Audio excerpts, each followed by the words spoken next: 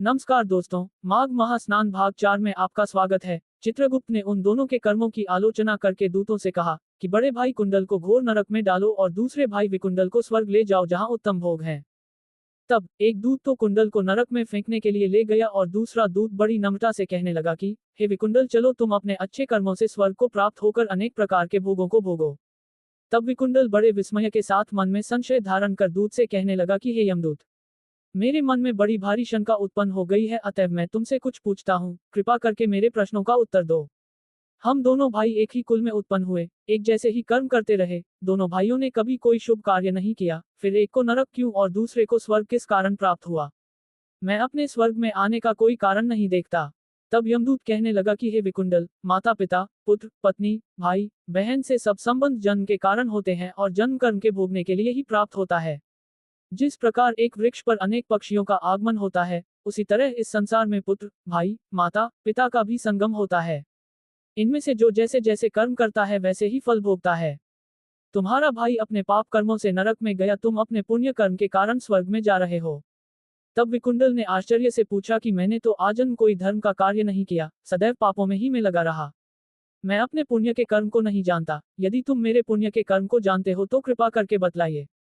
तब देवदूत कहने लगा कि मैं सब प्राणियों को भली भांति जानता हूं, तुम नहीं जानते। सुनो, हरिमित्र का पुत्र सुमित्र नाम का ब्राह्मण था, जिसका आश्रम यमुना नदी के दक्षिणोत्तर दिशा में था। उसके साथ जंगल में ही तुम्हारी निहत्ता हो गई और उसके साथ तुमने 2 बार माघ मास में श्री यमुना जी में स्नान किया था। पहली बार स्नान करने से तुम्हारे सब पाप नाश हो गए और दूसरी बार स्नान करने से तुमको स्वर्ग प्राप्त हुआ। सो हे वैष्णव, तुमने 2 बार माघ मास में स्नान किया, इसी के पुण्य के फल से तुमको स्वर्ग प्राप्त हुआ और तुम्हारा भाई नरक को प्राप्त हुआ। दत्तात्रेय जी कहने लगे कि इस प्रकार वह भाई के दुखों से अति दुखित होकर नम्रतापूर्वक मीठे वचनों से दूतों से कहने लगा कि हे दूतों, सज्जन पुरुषों के साथ साथ पग चलने से मित्रता हो जाती है और ये कल्याणकारी होती है। मित्र प्रेम की चिंता न करते हुए तुम मुझको इतना बताने की कृपा करो कि कौन से कर्म से मनुष्य यमलोक को प्राप्त नहीं होता, क्योंकि तुम सर्वज्ञ हो। यमदूत कहने लगा कि तुमने बड़ी सुंदर वार्ता पूछी है। यद्यपि मैं पराधीन हूँ, फिर भी तुम्हारे स्नेहवश अपनी बुद्धि के अनुसार बतलाता हूँ। जो प्राणी काया, वाचा और मनसा से कभी दूसरों का दुख नहीं देते वे यमलोक में नहीं जाते। हिंसा करने वाले वेद, यज्ञ, तप और दान से भी उत्तम गति को नहीं पाते। अहिंसा सबसे बड़ा धर्म, तप और दान ऋषियों ने बतलाया है।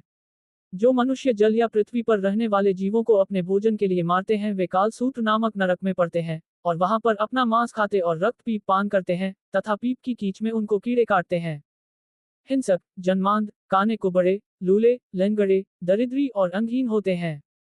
इस कारण इस लोक तथा परलोक में सुख की इच्छा करने वाले को काया, वाचा तथा मन में दूसरे का द्रोह न करना चाहिए। जो हिंसा नहीं करते उनको किसी प्रकार का भय नहीं होता।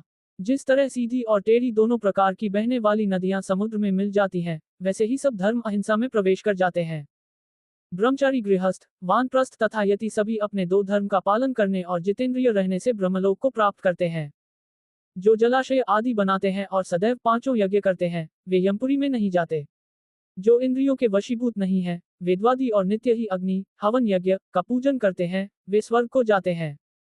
युद्ध भूमि में जो शूरवीर मर जाते हैं वह सूर्यलोक को प्राप्त होते हैं। जो अनाथ, स्त्री, शरण में आए हुए तथा ब्राह्मण की रक्षा के लिए प्राण देते हैं वे कभी स्वर्ग से नहीं लौटते।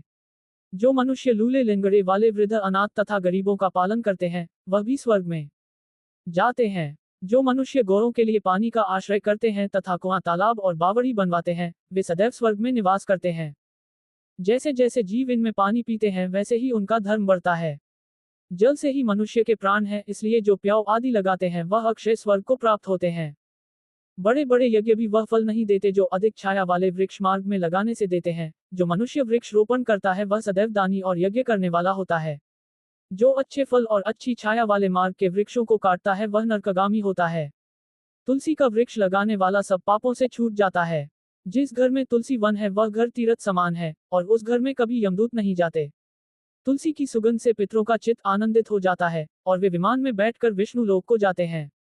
नर्मदा नदी का दर्शन, गंगा का स्नान और तुलसी दल का स्पर्श ये सब बराबर बराबर फल देने वाले हैं। हर एक द्वादशी को ब्रह्मा भी तुलसी का पूजन करते हैं। रत्न, सोना, फूल तथा मोती की माला के दान का इतना पुण्य नहीं जितना तुलसी की माला के दान का। जो फल आम के 1000 और पीपल के 100 वृक्षों के लगाने से होता है, वह तुलसी के एक वृक्ष के लगाने से होता है।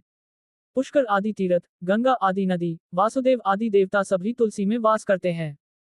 जो मनुष्य एक बार 2 या 3 बार रेवा नदी से उत्पन्न शिव मूर्ति की पूजा करता है अथवा स्फुटिक रत्न के पत्थर के आप से निकले हुए तीर्थ में पर्वत या वन में रखी हुई शिव की मूर्ति की पूजा करता है और सदैव ओम नमः शिवाय मंत्र का जाप करता है, वह यमलोक की कथा भी नहीं सुनते। प्रसंग, शत्रुता, अभिमान या लोभ से शिव पूजा करने वाले भी यमद्वार नहीं देखते। शिव पूजा के समान पापों को नष्ट करने वाला तथा कीर्ति देने वाला 3 लोक में और कोई काम नहीं है। जो शिवालय स्थापित करते हैं वे शिवलोक में जाते हैं, जहां ब्रह्मा विष्णु तथा शिव का मंदिर बनाकर मनुष्य बैकुंठ वासी होता है। जो भगवान की पूजा के लिए फूलों का बाग लगाते हैं वे धन्य हैं। जो माता पिता देवता और अतिथियों का सदैव पूजन करते हैं वे ब्रह्म लोक को प्राप्त होते हैं। अब आगे का कहानी आपको भाग 5 में सुनाऊंगा।